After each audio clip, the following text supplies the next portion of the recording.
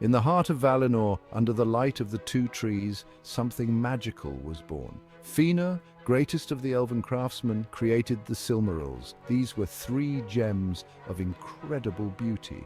They held within them the light of the two trees. No other gems could compare. The Silmarils were more than just beautiful objects. They were imbued with a powerful magic. This magic was directly connected to the fate of the elves. Whoever possessed the Silmarils would hold a piece of the elves' destiny. Fëanor poured his heart and soul into the Silmarils. He loved them more than anything else he had created. He guarded them jealously, rarely allowing others to even look upon them. The creation of the Silmarils was a pivotal moment in the history of Middle-earth. It set in motion a chain of events that would lead to great joy and unimaginable sorrow. The Silmarils became a symbol of both hope and despair. Their influence felt across the ages. Many sought to possess them, leading to epic quests and fierce battles. The Silmarils' light guided some to greatness, while others were consumed by their desire. Their legacy, intertwined with the fate of Middle-earth, remains a testament to the power and peril of creation. Fëanor was a complex and tragic figure. He was the most gifted of all the elves. He was a master craftsman, a skilled warrior, and a powerful leader. He was also proud and stubborn. He was easily consumed by his passions. Fëanor's greatest flaw was his pride. He believed that he was better than all others. He often acted without thinking of the consequences.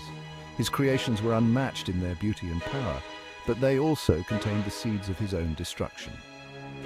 Fëanor's obsession with the Silmarils blinded him to reason. He refused to share them with anyone. He even turned against his own people to protect them. He became a slave to his own creation. He ultimately brought about his own downfall. Morgoth, the first Dark Lord, coveted the Silmarils, the most beautiful and powerful jewels ever created. He desired their power and beauty for himself, believing they would grant him ultimate control. He saw in them a way to control the very fate of Arda, the world in which Middle-earth existed, and bend it to his will. Morgoth was a powerful and evil being, feared by all who knew of him.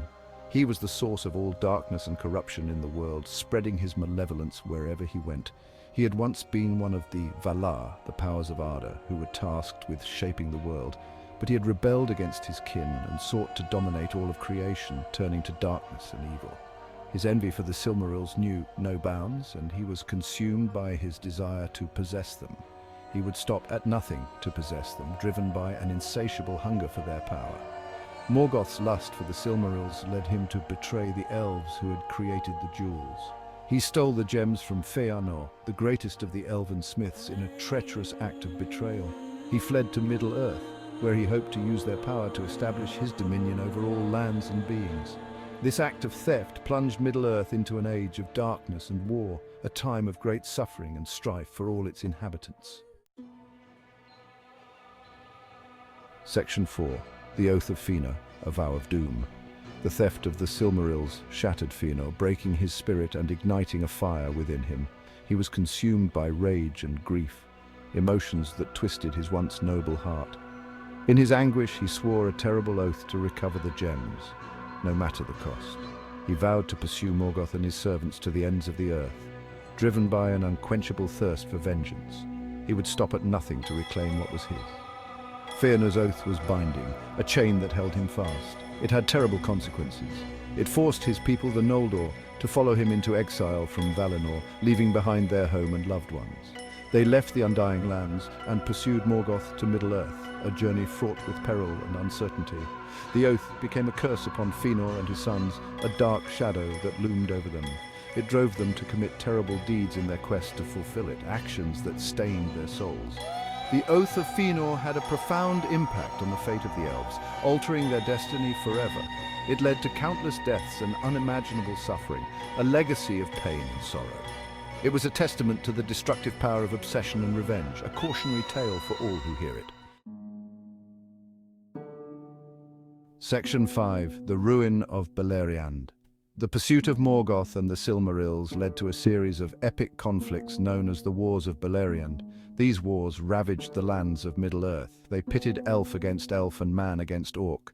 They lasted for centuries and brought ruin to countless lives. The elves fought bravely, but they were ultimately outmatched. Morgoth's power was too great. He unleashed Balrogs, dragons, and legions of orcs upon the free peoples of Middle-earth. The lands of Beleriand were shattered and sunk beneath the waves. The wars of Beleriand were a time of unimaginable hardship. They tested the limits of courage and endurance. They showed the depths of Morgoth's cruelty and the terrible price of Fëanor's oath.